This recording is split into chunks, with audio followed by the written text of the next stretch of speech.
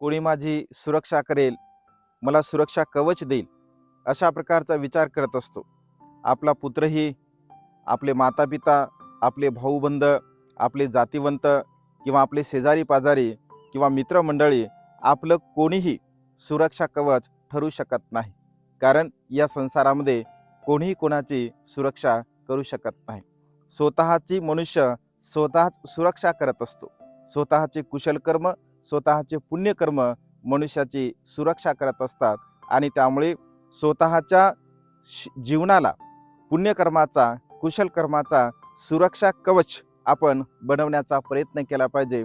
जो मनुष्य स्वतःच्या जीवनाला पुण्यकर्माचा सुरक्षा कवच तयार करत असतो तर तो मनुष्य आपल्या जीवनामध्ये कधीही दुःखाला प्राप्त होत नाही. आणि त्यामुळे स्वतःची सुरक्षा स्वतः करणारा मनुष्य कधीही दुःखाला प्राप्त होत नाही. नमो बुद्धाय. जय भीम.